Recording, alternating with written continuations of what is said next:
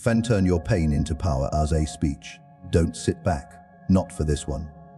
Because in the next 30 minutes, I'm going to say some things that are going to make certain people in this room deeply uncomfortable. And if it does, good. That means I'm talking directly to you. I want you to do something for me before I say another word. I want you to close your eyes for just a second. Actually do it. And think about the version of you that existed before the worst thing happened, before the breakup that flattened you, before the rejection that made you question your own reflection in the mirror, before the loss, the betrayal, the failure, the year you don't like to talk about at dinner parties. Got them? Good. You can open your eyes now. Here's my question. Do you know what that version of you would think if they could see you right now, tonight, sitting in this room? Some of you, they'd be proud. They'd look at you and think, look what you built out of the wreckage. But some of you, and I say this with love, not judgment, they'd be heartbroken. Because somewhere between then and now, you let what happened to you become the entire story. Instead of just the opening chapter, I want to tell you a quick story before we go any further, because I think it sets up everything I'm about to say. Years ago, I sat across from someone, brilliant, funny, magnetic in every way except one. They couldn't stop talking about the thing that broke them. Every conversation, no matter where it started, somehow found its way back to that one event. It had become the lens through which they viewed every new relationship, every opportunity, every closed door. And I remember thinking, this person isn't in pain because of what happened to them. They're in pain because of the year's meaning. They've frozen in place about what happened to them. The event ended years ago. The interpretation never did. That's what I want to talk to you about tonight. Not how to avoid pain. That ship has sailed for every single person in this room. Because you are alive, and pain is the tax you pay for being alive and caring about things. I want to talk about what happens after. About the fork in the road that every single one of us reaches after something breaks us. And how one direction leads to a smaller life, and the other leads to the most powerful version of you that has not been built yet. I've spent my entire career studying people, watching up close what separates the ones who get knocked down and stay down from the ones who get knocked down and somehow end up more magnetic, more certain, more powerful than they were before it happened. And I am telling you right now, with everything I know to be true, it was never about avoiding the pain. It was always about what they were willing to do with it once it already belonged to them. So tonight, I'm not here to tell you pain is a gift. I actually hate that phrase. Pain isn't a gift. It's a cost you already paid. Often a cost you didn't choose and didn't deserve, but what you build with it, that part, and only that part, is entirely, completely, non-negotiably up to you. 6 ideas. Stay with me for every single one, because they build on each other. And point 6 is the one that's going to change how you see every hard thing that has ever happened to you. And every hard thing that's still ahead of you, because I promise you there will be more. 2 Fanfi 1. Your pain is not a verdict. It's a data point. Here's the mistake almost everyone in this room has made at some point, myself included. We treat pain as if it's a judgment, as if the universe reached down, looked directly at us and said, this is what you deserve. This is who you are. Case closed. It isn't that. It was never that. And I need you to actually believe me on this one, not just nod politely. Pain doesn't arrive with a verdict attached to it. It arrives with information attached to it. And it is entirely up to you, and only you, whether you read that information as a life sentence or as a signal flare. Think about the last time something really, truly hurt you. A relationship that ended badly, maybe publicly, maybe humiliatingly. A job that let you go after years of loyalty. A friend who disappeared the exact second things got difficult after a decade of being close. In the raw moment, it probably felt like proof. If you're not enough, proof you're unlovable, proof you always mess the good things up, that you're the common denominator in every disappointment. But I want you to strip away the emotion for just 1 second. I know that's hard. I'm not asking you to numb it. Just to set it down for a moment and ask yourself honestly, what did that event actually prove? Not what it felt like it proved at 2 a.m. with your phone in your hand. What it actually factually, probably showed you. 9 times out of 10, I'd argue closer to 10 out of 10, it showed you that something didn't work. A dynamic didn't work. A boundary wasn't in place. A choice made with the information you had at the time turned out to be the wrong one. That's it. That is the entire, complete extent of what pain is qualified to tell you. Pain is not qualified to tell you your worth. It never was, and it never will be. No matter how convincingly it argues otherwise at 3 a.m., pain is not qualified to predict your future. It has no data on your future. It only has data on one closed chapter of your past. Pain is only ever qualified to say one thing: this didn't work. Adjust. That's the whole message. Everything else you've added to it, the shame, the self-hatred, the permanent identity you've built around it, that's not pain talking. That's a story you wrote in a moment of maximum vulnerability and then forgot you had the power to edit.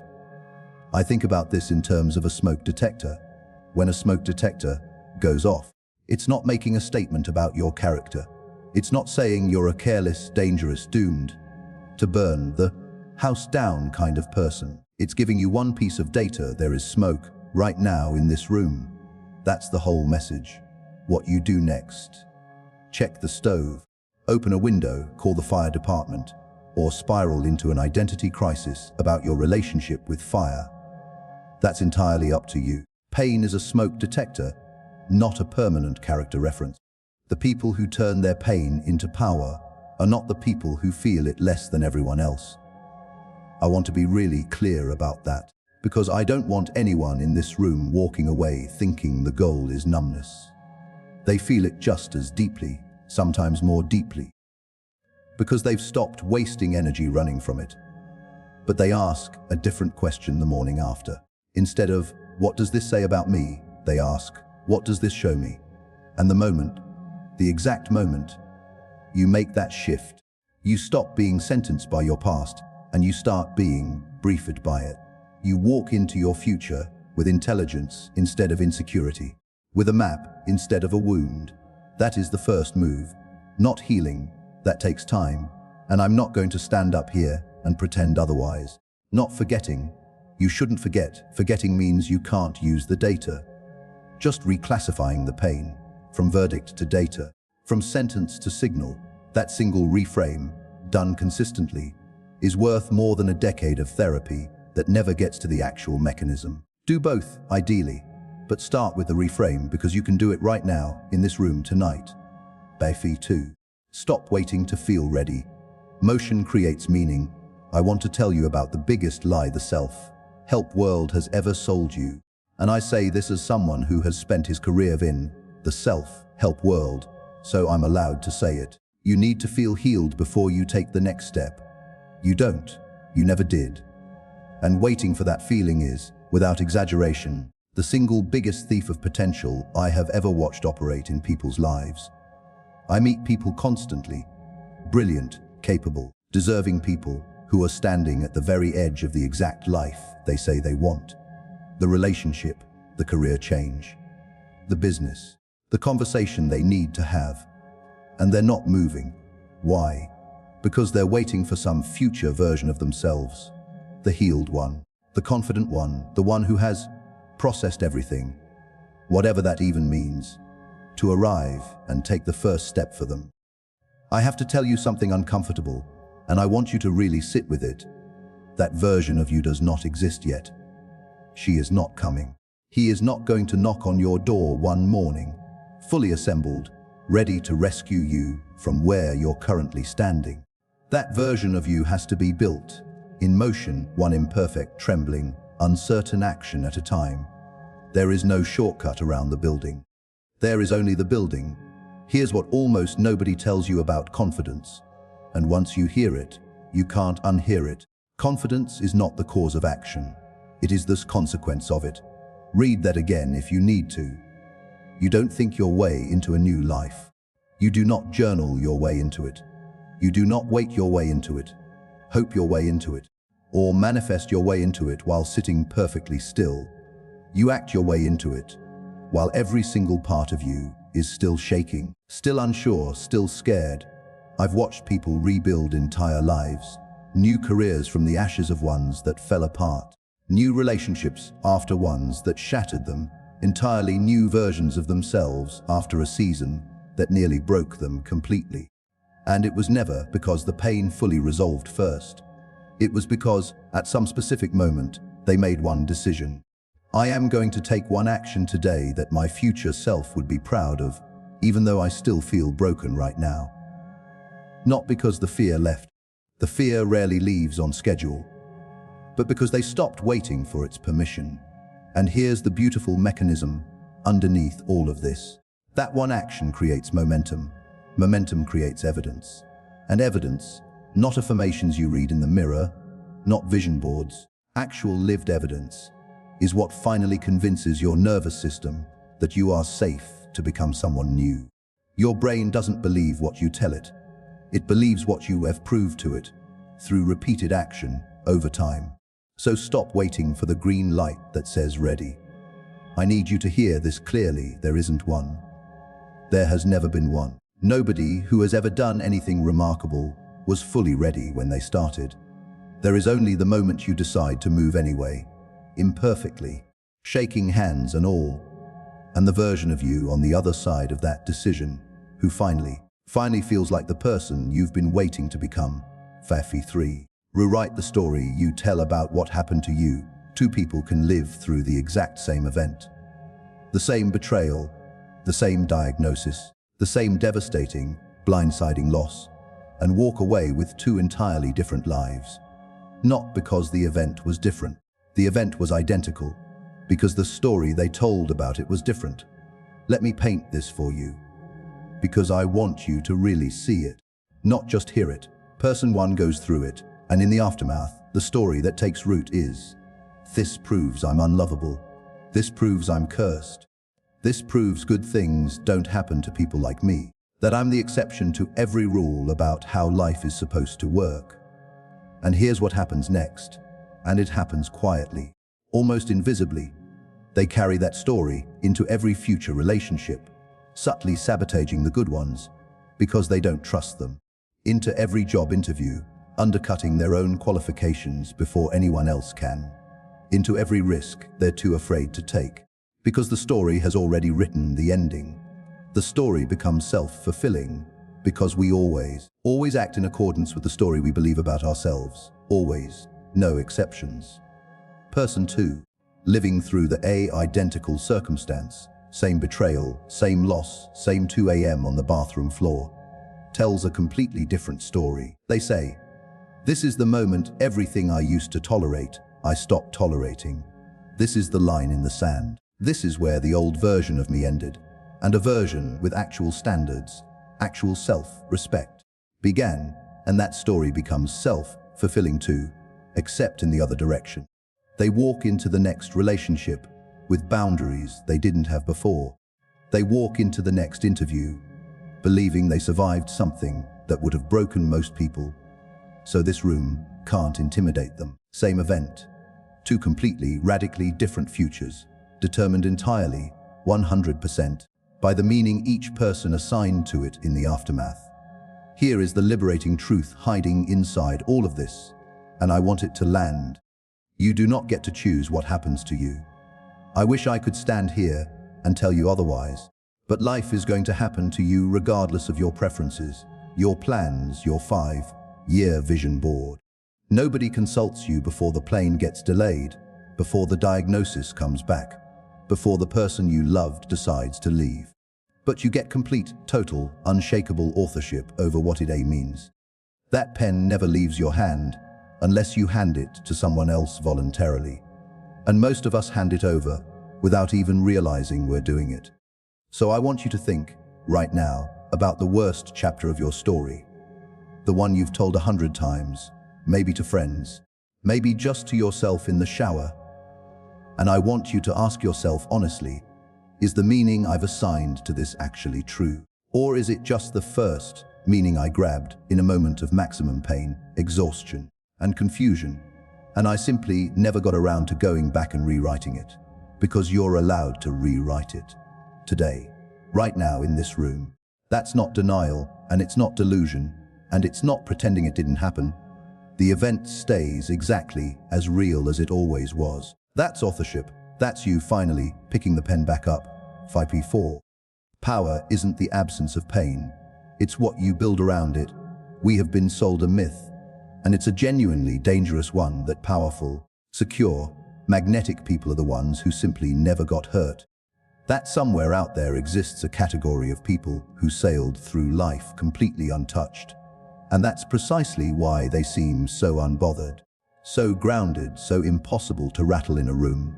I need you to let go of that myth right now, tonight, because it's not just factually wrong. It is actively, quietly keeping you small. It's giving you an excuse to stay small, because you've decided the unbothered people simply had an easier path than you. And there's nothing to be done about that. Every boundary you now hold with total easy confidence.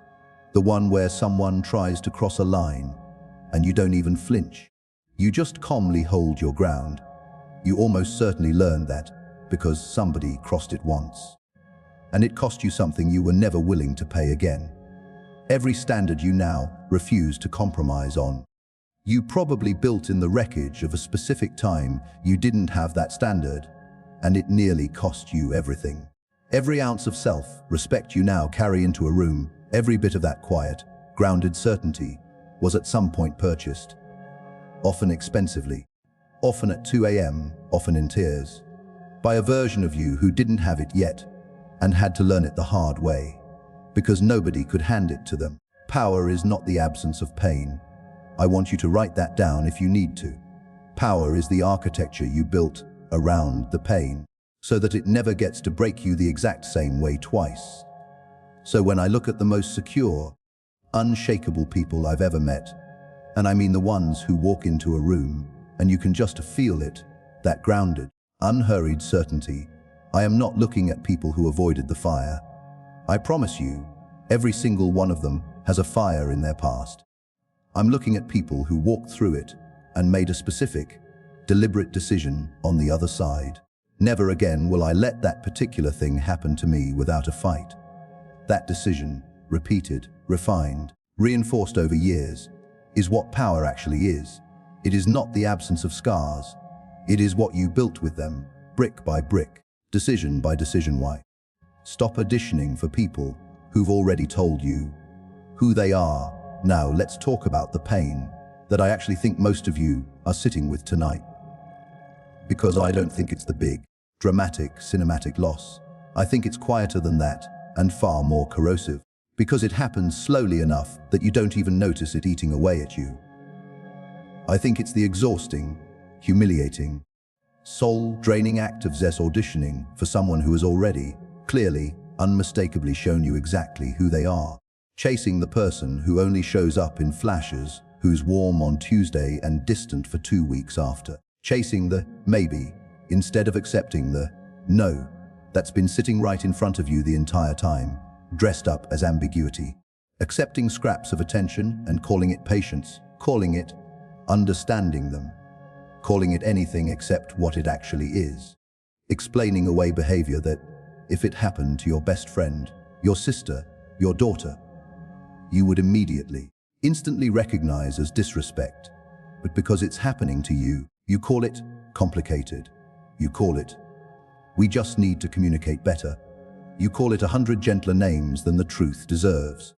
Here's what I need you to understand, and I need you to really let this land. Not just hear it as a nice sentence. Closure is not something someone else owes you. Closure is not a text message you're refreshing your phone for. It's not an explanation. It's not an apology you're still, after all this time, quietly waiting for. Telling yourself you'll finally be able to move on the moment it arrives. Closure is a decision. It is something you are entirely, completely capable of giving yourself. The instant you decide you no longer need someone else's permission to move forward with your own life, you are allowed to close the door yourself, even if they never walk back through it to explain why they left it open in the first place. Even if you never get the why, you feel like you're owed, especially if you never get the why. Because waiting for it is just another audition, another performance for an audience that already left the theater. You already have all the information you need. They have already, through their actions, told you who they are. Believe them. The single most self-destructive thing you can do is decide someone's actions were a fluke when they've repeated them consistently enough to become a pattern. The moment you stop performing for people who've already given you their final answer, you free up something extraordinary. Energy you didn't know you were spending. Time you didn't realize you were losing. Self-respect you'd slowly been trading away in tiny, almost invisible installments. And that energy gets to go somewhere entirely new, toward someone who chooses you without hesitation, without ambiguity, without you having to convince, perform, or audition for a single second of it. And it always starts, with the way you choose yourself first. Mathew 6. Your comeback is someone else's lifeline, and here's point 6. The one I told you, right at the beginning, to wait for. The thing you are most ashamed of. The thing you have never said out loud to another human being. The thing you genuinely believe disqualifies you from being taken seriously, from being loved fully, from being respected in the way you respect other people. That thing is not your liability. It is about to become your greatest asset. Not despite what happened to you. Because of it. You don't need to have it all figured out to change someone's life. You don't need a perfect ending, a tidy resolution, a fully healed, fully processed nervous system with a bow tied neatly around it. You just need to be one single step further down the road than someone else and be willing to turn around and reach back for them. I think about every person who has ever genuinely changed my life, not entertained me, not impressed me, actually changed something in me. And almost none of them did it by showing me their highlight reel, their curated best moments, their perfectly lit victories. They did it by showing me their scar, plainly, without performance, and saying, I know exactly where you are right now because I have stood there too, and I am still standing. That is, without exaggeration, the most powerful sentence one human being can offer another. And you have access to that sentence right now, tonight, because of the very thing you've spent years trying to hide in the dark. Your pain, shared honestly, not polished, not repackaged into a highlight reel, not performed for sympathy, becomes somebody else's permission slip to keep going one more day. That is not a small thing. In a room like this one, filled with people carrying things nobody else can see, that might be the single most important thing you ever do with what happened to you. So here is what I want to leave you with tonight. As we come to the end of this, you don't owe your pain gratitude. I'm not going to stand up here and tell you to thank the person who hurt you, or thank the diagnosis, or thank the year that broke you. You don't have to pretend it didn't hurt. You don't have to rush your own timeline to satisfy anyone else's comfort with your healing. You don't have to perform a recovery you haven't actually finished just because it's more convenient for the people around you. That is not what tonight has been about. But at some point, and I sincerely hope it's tonight, I hope it's the exact second you walk out of these doors, you get to make one decision. A decision more powerful than any single circumstance that has ever happened to you, more powerful than any person who ever hurt you, more powerful than any diagnosis, any rejection, any loss. You get to decide that whatever broke you does not get the final word on who you become. You do, not your past, not the person who hurt you and never explained why, not the version of you that once sat on a bathroom floor at 2 a.m., certain you would never make it through that particular night, let alone that entire year. You. So take the data instead of the verdict. Take the action instead of waiting endlessly for readiness that was never going to arrive. Rewrite the story instead of repeating the first draft of it for the rest of your life. Build your power around the pain instead of pretending, exhaustingly, that it isn't there. Stop auditioning for people who have already, clearly, given you their answer.